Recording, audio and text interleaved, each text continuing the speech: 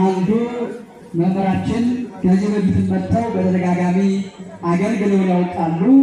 በዚህ ቦታ ብዙ ጊዜ እግዚአብሔርን ገልጠው ራሳቸውም ለእግዚአብሔር የተሰጠ ሰውነታቸውን አሰናድተው መጥተው አገልግለዋል። አሁንም እሳቸው መምህራችን መምህር ገብረ መስቀል መጋቢ ሐዲስ ወብሉይ ናቸውና እሳቸው የሚያስተምሩበትን አንደበት እኛ ደግሞ የምንሰማበትን ጥሩ ጆሮ እግዚአብሔር ያድለን። መጥፎ የሚሰማውን ጆሮ መልካም እንዲሰማ እግዚአብሔር አጭቶታልና መልካም ሰምተን በመልካም እንድንቀጥል አምላካችን እግዚአብሔር ይፍቀድልን። በቀጥታ ወደ መምህራችን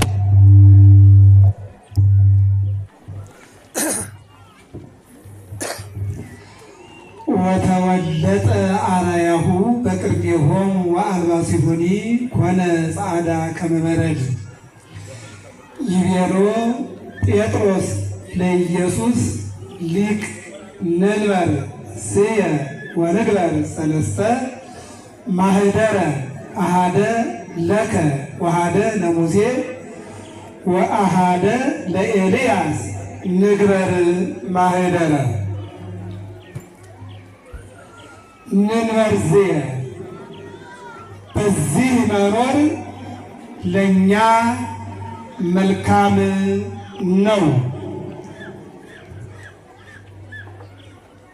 እስኪ እጃችሁን ከፍ አድርጉና አማቱ።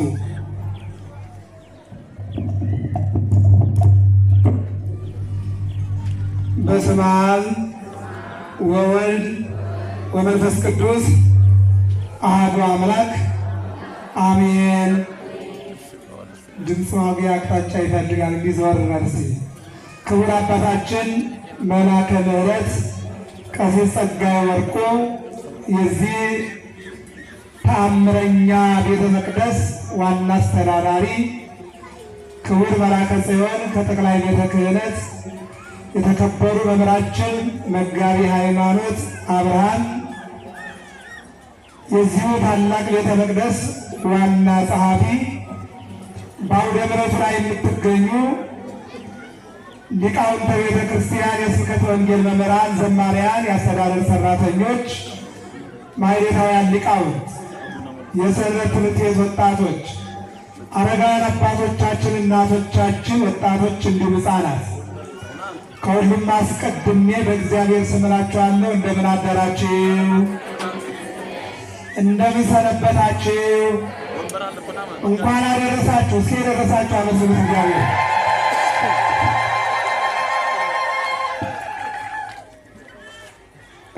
አጭር ደቂቃ ነው የምንነጋገረው። ትናንት ጎላ ጽርሐ ጽዮን ቅዱስ ሚካኤል ለማስተማር ሲሄድ እንዳጋጣሚ ካፊያ ረንደው ጎፍ ዝናብ ነው ላይ ወረደብኝና እንደ ቅዝቃዜ ነገር ስለሚሰማኝ ረዥም ሰዓት አይደለም አጠር ያለ ሰዓት ነው የምንነጋገረው። ከዚያ በፊት ግን እንደ አንድ የገረመኝን ነገር ልንገራችሁ። ሰውየው በእንግድነት ወደ ሆነ ቦታ ይሄዳል።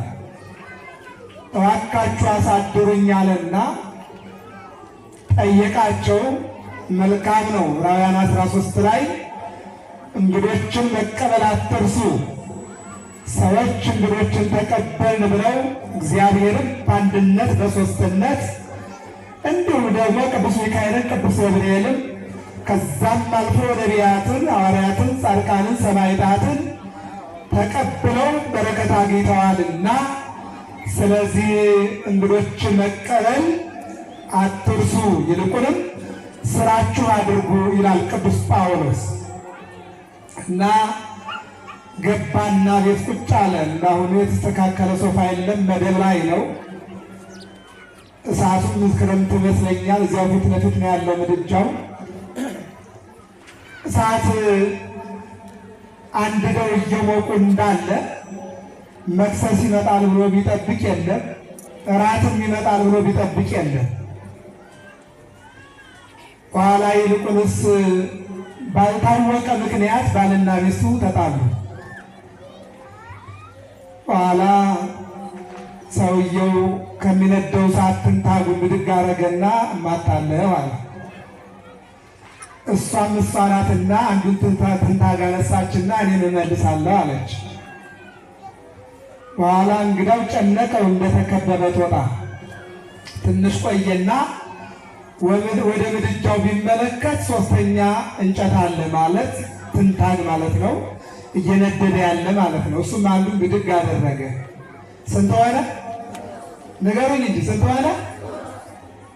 እና ሰውየው ደነቀውና ባለቤቱ ማለት ነው ሚስቴ ትንታግ ያነሳችው እኔን ልትማታ ነው፣ እኔም ደግሞ እርሷን ልማታ ነው። በቤት ያው ያለ ነው መገፋፋት አለ። ጉልቻ ግዙ ፍጥረት ይገፋፋል አንድ ጊዜ እንኳን ሰው።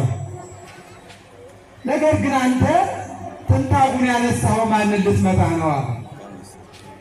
ጊዜ ስለሌለኝ ነው እንጂ ብጠይቃችሁ ግን አሁን እናንተ እንቆቅልሽ ወልባችኋል። ማንን ሊማታ ነው የሚለው ግራ ያጋባችኋል። ግራ ከምትጋቡ ሰዓቴም ከሚሄድ እኔው ልመልሰው። አይ አንተንም እሷንም ለመማታት አይደለም፣ የቤታችሁ ስራ አስመስሎኝ ነው አለ። እየሰማችሁ ነው አይደል? ታቦት ቆሞ መቀመጥ የቤታችሁ ስራ ነው።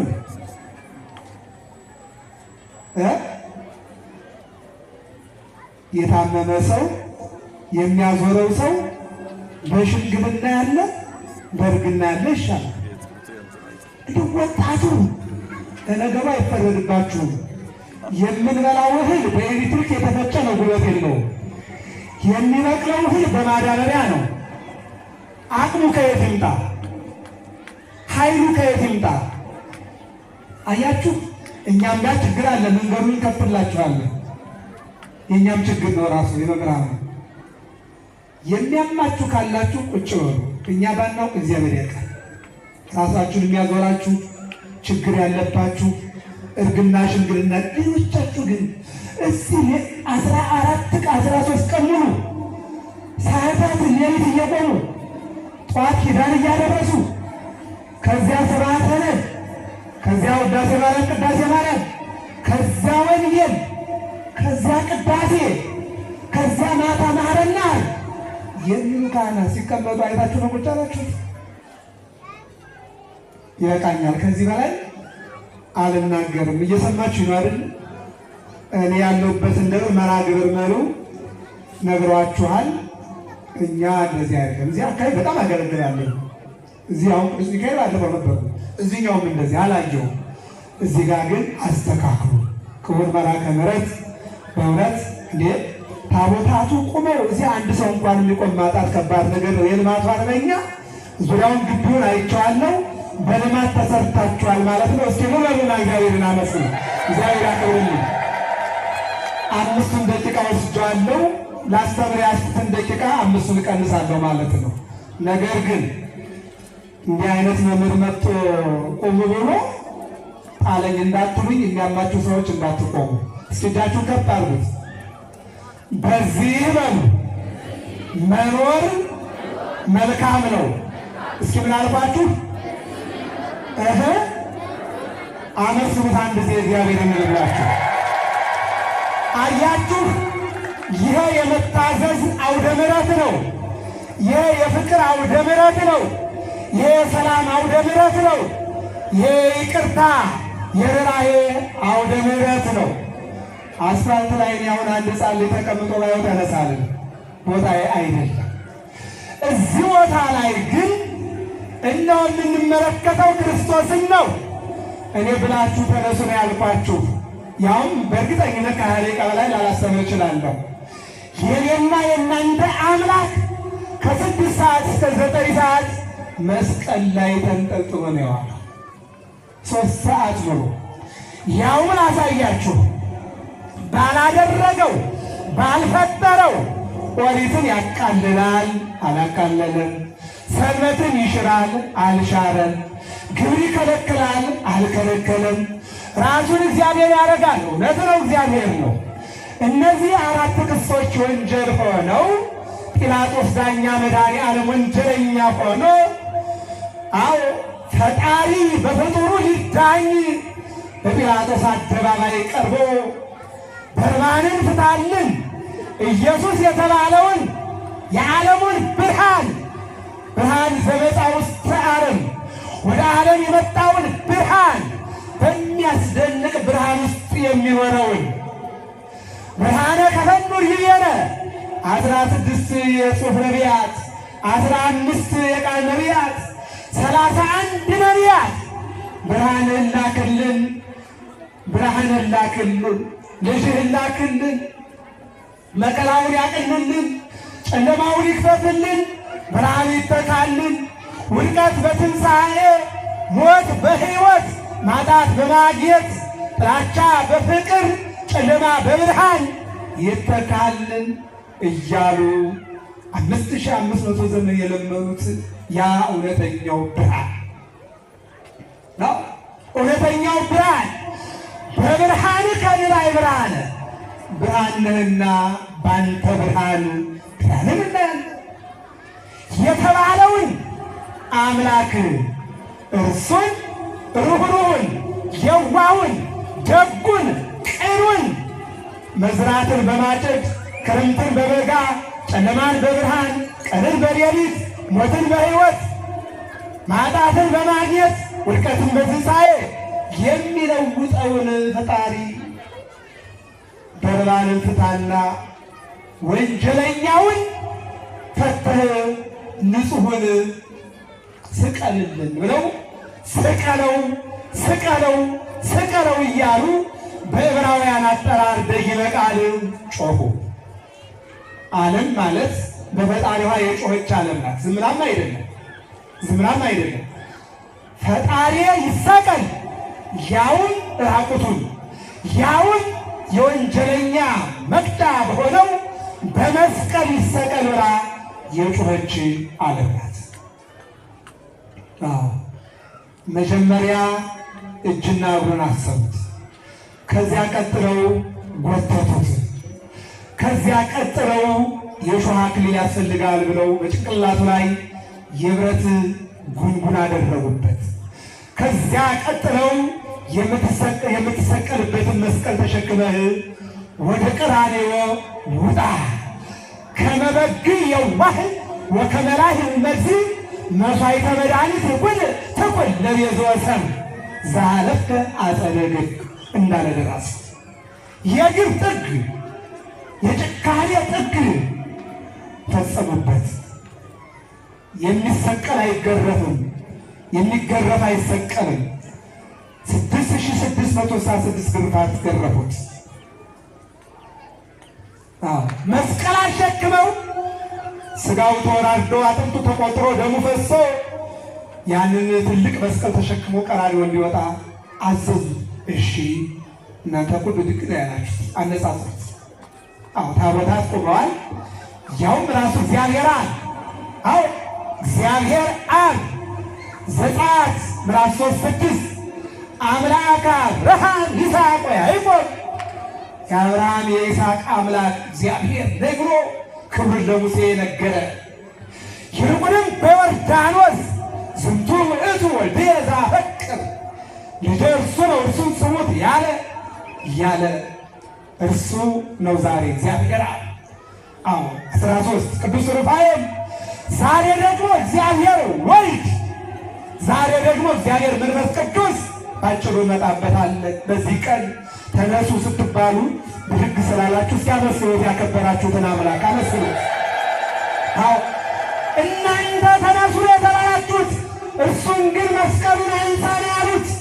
ያን መስቀል ተሸከመና ቀራንዮ ወጣና መስቀሉ ላይ በግራና በቀኝ ወንበዴዎችን በገመድ ሲሰቅሉ ቀነሁኒ እደዊየ ወእገሪየ አስቀድሞ ከ1000 ዘመን በፊት በልበ አምላክ ዳዊት እነሆ ትንሣኤ ወይም ሱባዔ ወይም ትንቢት ወይም ተስፋ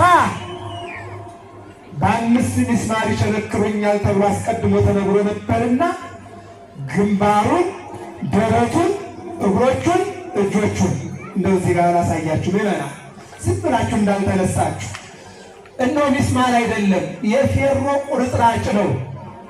የምን ሚስማር ነው? ግንባሩን ሲመቱት ፍርክስክስ ይላል ግንባሩ። ለማን?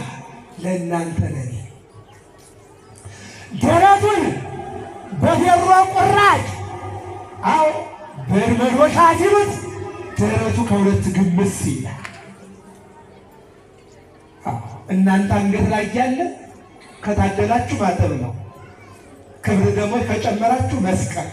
እየሰማችሁ ነው አይደል? እናንተ አንገት ላይ ያለ ደረታችሁ ላይ የማተብ መስቀል ነው። እሱ ደረት ላይ ያለው ግን አንድ ክንድ ሚስማር ነው። እናንተ ራስ ላይ ያለው ጥምጣም ነው። ወይም ደግሞ የተጠቆራችሁ ንቅሳት ሊኖር ይችላል። አንዳንዶች እንደዚያ የመስቀሉን ፍቅር ስለሚያደርጉት፣ እሱ ግንባር ላይ ያለው ግን አንድ ክንድ ሚስማር ነው። እናንተ እጅ ላይ ያለው ቀለበት ነው ወይም የእጅ ሰዓት ነው። እሱ እጅ ላይ ያለው ግን ሚስማር ነው። እናንተ እግር ላይ ያለው ቁጥር ያለው ጫማ ነው። እሱ እግር ላይ ያለው ግን ቁጥር ያለው ጫማ አይደለም፣ ቁጥር ያለው ሚስማር ነው። እንዲህ አደረጉና መስቀል ላይ ሰቀሉት። ይባስ ብሎ ደግሞ አንዱ ሐራዊ መጣና ጎኑን በጦር ወጋው። በጦር ሲወጋው ከጎኑ ነቁ አንድ ነው። እንደ ለፊደል ነው ያዋት። ነቁ አንድ ነው። ስትወርድ ግን ሁለት እግር አላት። እንደ ጎኑ ጦሩ አንድ ላይ ገባ። ሁለት ነገር ወጣ። ደመ መለኮትና ማየገቦ። ደሙ ለሕይወታችን፣ ማየገቦው ለጥምቀታችን። እስኪ አመስግኑት ይህንን አምላክ። እሱ ተጎድቶ እኛን ያከበረ። ለዚህ ነው ተነሱ ያልኳችሁ። ብቻ አይደለም ብቻ አይደለም። የወጋው ሰው አንድ አይና ነበረ። ደሙ ቢፈናጠር አይኑ ወጋለለት። እስኪ አመስግኑት ይህንን አምላክ። ይኸው እግዚአብሔር ማለት እንቀጥል። እነሆ በራሱ ላይ አክሊል አደረጉ የሾይትልትም። እንቀጥል። መጨረሻ ላይ ግን አልበቃቸው ብሎ ለውሃ የዝናብ ማየከልዎ ውሃ ፊጠይቃቸው ሆምጣጤ ወደ ውሃ ሞተ ውስጥ ስለመልጤ ወአስተይውኒ ብዬ አለ ጽሜ። ለጽሜ ውሃ ብጠይቃቸው ሆምጣጤ አጠጡኝ፣ ውሃ ብሰጣቸው ሐሞት ጋቱኝ አለ። ይበቃኛል። እስኪ አመስግኑት እግዚአብሔር። ወደ ንብረት አለመመለስ ይህ ሁሉ ስርዓት ይህ ሁሉ የሚከናወንባት ቤተ ክርስቲያን ካህናት ታቦት ተሸክመው ሊቃውንቱ ወረብ አቅርበው ጽናውን ይዘው ማዕጠንት ያቀረቡበት ሁላችን የምንታዘዝበት ይልቁንም እኛ ብንታዘዝ እስከ መስጠትና እስከ መነሳት እስከ መግባትና እስከ መውጣት ነው፣ እስከ መቆየት ድረስ ነው። እርሱ ግን ከ6 ሰዓት እስከ 9 ሰዓት እዚህ መስቀል ላይ ተንጠለጠለ። ስንቆም ማሰብ ያለብን ይህን አምላክ ነው። እሺ ወደ ነበርኩበት ልመለስ። ወተወለጠ አርአያሁ በቅድሜሆሙ እነሆ ይሰኒ ራእዩ ወደ ባለሙያው መዝሙር 44 ቁጥር 2 ደምግባቱ ውበቱ ከሰው ልጆች ይበልጣል የተባለው የግብፅ እነሆ ጣዖት አምላኪዎች በመልኩ በደምግባቱ ተመስጠው አምላክነቱን አምነው ከጣዖት ይወጡለት። በአስተምሮው 5,000 ሕዝብ ይከተለው ነበረ። 5 ግሩፕ ይለዋል፣ 5 ማህበር ይለዋል። አንደኛው ግሩፕ ግን መልኩን ለማየት አንድ ብቻ ልጥቀስላችሁ። የሉቃስ ወንጌል ምዕራፍ 19 ዘኬዎስ የተባለ ቁመቱ ያጠረ፣ ዛሬ ያስቸገረው የቁመት ማጠር አይደለም፣ የሀሳብ የህሊና እጥረት ነው ያገጠመን ችግር። ወርካ ላይ ሆኖ ወጣና አምላኩን አየው። እስኪ አመስግኑት እናንተ ሄደለት። እሱም ወደ እግዚአብሔርን ፈልጉት ታገኙታላችሁ ተብሏልና ወተወለጠ አርአያሁ ያ ደምግባት ያ ውበት ወደ ደብረ ታቦር ሲወጡ ተለወጠባቸው። ወአልባሲሁን ይኮነ ጻዕዳ ከመ በረድ። የማርቆስ ወንጌል ምዕራፍ 6 ላይ ያቺ 12 ዓመት ሙሉ እንደሚፈሳት የነበረችው ሴት የልብሱን ዘርፍ በነካ እፈወሳለሁ ብላ ነካ ስታደርግ በልብሱ ብቻ የደም ቧንቧ ቀጥ አለላት። እስኪ አመስግኑት ይህንን አምላክ። ያ ልብስ ነው እንደ በረዶ ነጭ ሆነው ያችን ግራ የገባትን ወጣት እነሆ የደም ቧንቧን ቀጥ ያደረገላት ያ ልብስ፣ ያ ባህሪው፣ ያ አምላክነቱ፣ ያ ልብሱ ተለወጠ። በዚህም ሰዓት ነው ጴጥሮስ እንዲህ አለ። ይቤሎ ጴጥሮስ ለኢየሱስ ጴጥሮስ ለኢየሱስ እንዲህ አለው፣ በዚህ መኖር ለእኛ መልካም ነውና 3 ሰቀላ እንስራ ፈቃድ ይሁን። አይቷል። ያለ እግዚአብሔር ፈቃድ እንኳን ቤት አንድ አሳ መያዝ እንደማይቻል አይቷል። በዮሐንስ ወንጌል ምዕራፍ 21 ላይ ስትመለከቱ ሰራሂነ ኩላ ሌሊተ ወኢረከብነ፣ ሌሊቱን ሙሉ ስንደክም አደርን፣ አንድ ዓሣም አላገኘን አለ። በመርከቡ በቀኝ በኩል ታንኳችሁን ጣሉ ታገኛላችሁ አላቸው። አዎ ወበቃልከ ሰናወርድ፣ እኛ ግን በራሳችን ሐሳብ ጥለናል አላገኘንም። አሁን ግን በአንተ ፈቃድ እንጥላለን አለ። በእነሱ ፈቃድ አንድ ዓሣ ያላገኙት ሐዋርያት በጌታ ፈቃድ 153 ዓሣ አገኙ። አመስግኑት እግዚአብሔር። አያችሁ፣ ወይኩን ፈቃድከ ብለው ስላልገቡ ነው። ፈቃድ ይሁን ብለን እንድንጀምር እግዚአብሔር ይርዳል። 3 ሰቀላ እንስራ ፈቃድ ከሆነ አለና ምን አለ? አሐደ ለከ፣ አንድ ላንተ፣ ወአሐደ ለሙሴ፣ ሁለተኛ ለኤልያስ፣ ወአሐደ ለኤልያስ፣ ላንተ ለኤልያስ ለሙሴ እነሆ በዚህ በደብረ ታቦር ሰቀላ እንስራ አለ። እንግዲህ አሁን ቅድም መርሃ ግብር መሪው ሲሏቸው የነበረው ወደዚያው ልምጣ። አጭር ነው የምናገረው፣ እግዚአብሔር ያለውን ነው። እኔ አሁን የቅድሙን ምሳሌ እናገራለሁ ብዬ አልመጣሁም።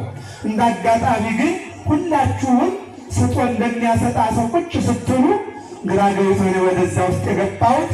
አሁን ግን ከዚያ ታሪክ ላይ እዚህ ታሪኬን ቀይሬ ደህና ዋላችኋለሁ። እግዚአብሔር ከሁላችን ጋር ይሁን። አሜን በሉ። ደብረ ታቦር፣ ደብር ማለት ተራራ ማለት ነው። ታቦር ማለት ስሙ ነው። ታቦር ወአርሞንዔም በስመ ዚአከ ይትፌስሑ ወይሴብሑ ለስምከ በሥራይትከ ምስለ ኃይል፣ መዝሙር 89። ታቦርና አርሞንዔም በአንተ ስም ይደሰታሉ። ታቦር ወአርሞንዔም በስመ ዚአከ በአንተ ስም ይደሰታሉ። ይልቁንም ስምህን ያመሰግናሉ። ይልቁንም ኃይልህ ከክንድህ ጋር ነው። በጸናች ክንድ በተዘረጋች እጅ እስራኤልን ከኤርትራ ባህር ግራና ቀኝ ከፍለህ ያሻገርክ አንተ ነህና፣ ብሉይ ኪዳንን ከፍለህ ወደኋላ አዲስ ኪዳን የመሰረትክ አንተ ነህና፣ ዓመተ ምሕረት ዓመተ ኩነኔን አስወግደህ ዓመተ ምሕረት ዓመተ ሥጋ ያመጣህ አንተ ነህና፣ አንተን ሰዎች ብቻ አይደሉ እንደናጡት የሆኑ ታቦርና አርሞንዔም ያመሰግኑሃል አለ ልበ አምላክ ዳዊት። ሲያመሰግኑት ይህንን ነቢይ አሁን ተራራው ዛሬው የዛሬው ዕለት የመታሰቢያው ቦታ ተራራ ነው ማለት ነው። ይሄ ደግሞ እንደ እንግዳ ደራሽ እንደ ውሃ ፈሳሽ አይደለም። እነሆ ልበ አምላክ ዳዊት እንደነገረን ወደ መሳፍንት ምዕራፍ 4 ላይ ልውሰዳችሁ። ባርቅ የሚባልና ካጠገቡ ደግሞ ዲቦራ የምትባል ፈራይተ እግዚአብሔር ሴት በአንድ ቦታ ይኖራሉ።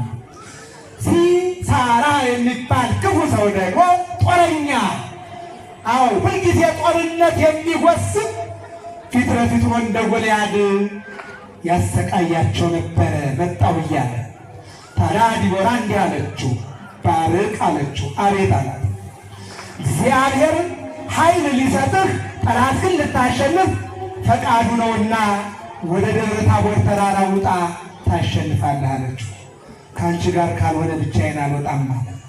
ለአንተ ክብር አይሆንልህም እንጂ እኔስ አብሬ እወጣለሁ አለችና ጠላት ተሸነፈ። በአጭሩ ደብረ ታቦር የአሸናፊነት ተራራ ነው። አመስግኑት እግዚአብሔር። ይህ ይነግረናል ብሉይ ኪዳን ላይ። ሁለተኛው በመጽሐፈ ሳሙኤል ላይ አቤሴሎም አባቱ ዳዊትን በጦር ሊወጋ ጦር ሰብቆ በተነሳበት ጊዜ ልጅን በመግደል የሚገኝ እነሆ ልዕልና የለም፣ ክብርም የለም። ስለዚህ ልጅን ለክፉ ነገር ያነሳሳው ሰይጣን ስለሆነ ከፊቱ ዘወር ልበል አለና ወደ ደብረ ታቦር ተራራ ዳዊት ወጥቶ ከጦርነት ያመለጠበት ወይም ከሞት ያመለጠበት ተራራ ደብረ ታቦር ነው። ደብረ ታቦር ከሞት ማምለጫ ተራራ ነው። ነቢያት የተለያየ ትንቢት ተናግረውበታል። ነገር ግን ይብቃ፣ 2-3 ነግሬያችኋለሁ። ዳዊት የተናገረውን፣ ዳዊት ያመለጠበትን፣ እንዲሁም ደግሞ ባርቅ ያሸነፈበትን ከነገርኳችሁ በቂ ነውና ወደ አዲስ ኪዳን ልምጣ። ወአመሰዱስ ነሶሙ ኢየሱስ ለጴጥሮስ ወለያዕቆብ ወለቡሁ ዮሐንስ ወአይረጎሙ ደብረ የዋህ ባሕቲቶሙ። የማቴዎስ ወንጌል ምዕራፍ 17 ቁጥር 1። በዛሬው ዕለት እነሆ ጴጥሮስን ዮሐንስን ያዕቆብን ያዘና ወደ ተራራ ወጣ። ረጅም ተራራ ይዟቸው ወጣ። ዋመሰዱ ይለዋል። ብዙ ትርጉም አለው፣ እሱ ውስጥ አልገባም። በስድስተኛው የሚለው አንደኛውን ብቻ ላምጣ። ነሐሴ 7 ቀን ተክታ በጥሪቃ የሚባሉ ባለጸጎች ልጃቸው ሲሰቃዩ 6 ልጆችን እግዚአብሔር ሰጣቸው። ስድስተኛው ሐና ናት። ሐና እመቤታችን የጸነሰችበት ዕለት በዚህ ቀን ጌታችን መድኃኒታችን ኢየሱስ ክርስቶስ እነሆ በቂሳርያ በታናሿ ከተማ መነ ይብልዎ ሰብለ ወልደ እጓለ እመሕያው መነ ይብሉኒ ሰብለ ወልደ እጓለ እመሕያው የሰው ልጆች ስለ እኔ ምን ይላሉ አለና ጠየቃቸው። ትርጓሜውን ለቤተ ጉባኤ ለእናንተ ግን አጭሩ ልንገራችሁ። ምን አሉት? ኤልያስ ነው የሚሉ አሉ፣ ድንግልናዬን አይተው። ኤርምያስ ነው የሚሉ አሉ፣ ቅድስናዬን አይተው። ዮሐንስ የሚሉ አሉ። እነሆ አዎ ቸርነት ግን ደግነትን፣ ንጽሕናህን፣ ክህነትን አይተው ይልቁንም አዎ ይቅር ባይ አምላክ እንደሆንክ አይተው ያም ካልሆነ ከነቢያት አንዱ ሙሴ ኢያሱ ይላሉ አሉና ባጭሩ ይነገሩ። ተዋቸው፣ እነሱ ያሉትን ይበሉ። እናንተ እኔ ማን እንደሆነ ታውቃላችሁ አላቸው። ሁሉም ግር አላቸውና እንደ ቅድሙ እንደናንተ ዝም ሲሉ ቅዱስ ጴጥሮስ አንተ ውእቱ ክርስቶስ ወልደ እግዚአብሔር ሕያው፣ አንተማ የሕያው እግዚአብሔር ልጅ ክርስቶስ ነህ አለና ምስክርነቱን ሰጠ። እስኪያመስሉት እግዚአብሔር። ይሄ ነው ስድስተኛው ቀን። አንተ ሕያው እግዚአብሔር ልጅ ክርስቶስ ነው ያለበት ቀን እስከ ዛሬ ሲቆጥሩ 6 ይሆናል። ታዲያ ወደ ተራራው ለምን አወጣቸው? ነቢይ ነው ብለውታልና የነቢያት አምላክ መሆኑን፣ መምህር ነው ብለውታልና የመምህራን አምላክ መሆኑን፣ የብሉይ ኪዳንና የአዲስ ኪዳን አባት መሆኑን ሊያሳውቃቸው ወደ ተራራው ወጣ። ተራራው ላይ ከወጣ በኋላ ብርሃኑን ፈነጠቀባቸው። በዚህ ጊዜ 3ቱም ሐዋርያት ወደቁ። ወተወለጠ አርአያሁ በቅድሚሆሙ፣ አርአያው ሲለወጥባቸው ብርሃን ሲሆንባቸው ወደቁ። እንደውም በዝማሬው ዘኢይክል መሐብን አይጻይሎቱ ይለዋል። ሳሙና አጥቦ ማንጻት የማይችለው ጻዳ ሁሉም ያለው ሆነባቸውና ፈርተው ወደቁ ይላል። ጠላታችሁ መድኃኒዓለም ይጣልላችሁ። የኢትዮጵያን ጠላት ይጣልልን። የቤተክርስቲያናችን ጠላት ይጣልልን። እግዚአብሔር ወደቁ። በዚህ ጊዜ ደመና መጣና ጋረዳቸው። ወድቀው ድምፅ ይሰማሉ። አዎ ወመፁ ኀቤሁ ሙሴ ወኤልያስ እንዘ ይትናገሩ ምስሌሁ ለኢየሱስ ይላል። መጡና በግራና በቀኝ ቆመው ከኢየሱስ ጋር ይነጋገሩ ጀመር። ልብ አድርጉ። አሁን 3 እዚህ በዛሬው ቀን ለዚህ ነው ቅድም መጣበታለሁ ያልኳችሁ። አብ በደመና መጣ። የምወደው ውረድ ተወለድ ያልኩት ልጄ ይህ ነው አለና አብ መሰከረ። ወልድ ደግሞ ለሙሴ የገባለትን ቃል ኪዳን ዘጸአት 33:18 ላይ ክብርህን አሳየኝ ሲለው ክብርህን አይቶ መቆም የሚችል የለም፣ ወበዳግም ልሞት በምመጣበት ጊዜ ታያለህ ብሎት ነበርና ለኤልያስም እንደዚሁ የእነሱን ቃል ለእነሱ የገባውን ቃል ኪዳን ጠብቆ እነሱን ኤልያስን ከብሔረ ሕያዋን ሙሴን ከመቃብር እናንተ ይገርማል። ሙሴን ከመቃብር አመጣ ፊቱ ላይ አቆመው በታሉን ሊያሳይ። ኤልያስን ከብሔረ ሕያዋን አመጣ። ምን ይደንቃል! አልዓዛርን በዮሐንስ ወንጌል ምዕራፍ 11 ላይ የ4 ቀን የተቀበረ አስከሬን አውጥቶ 40 ዘመን ኤጲስቆጶስ አድርጎ ተጠቅሞበታል። እስኪያመስገበት ይመን አምላክና ይችላል ይክል ኩሎ አልቦ ዘይሳኖ ይችላል፣ የሚሳነው የለም መድኃኔዓለም። አሁን ከዚህ በኋላ በግራና በቀኝ ሲነጋገሩ ልባል ወልድ ዛለ መለኮቱን አሳይቷል። አብ ደግሞ ልጄ ነው ብሏል። ማን ቀረ? መንፈስ ቅዱስ። መንፈስ ቅዱስ ደግሞ ዮሐንስን፣ ጴጥሮስ፣ ያዕቆብን ተነሱ፣ ያ የነ ኤልያስ ጥያቄ የነ ሙሴ ጥያቄ ዛሬ ተመልሷል። እናንተም ደግሞ ብርሃን ብናይ እያላችሁ ስትናፍቁ ነበርና ያ ጥያቄ ዛሬ ተመልሷል። ብድግ በሉና ተመልከቱ ብሎ መንፈስ ቅዱስ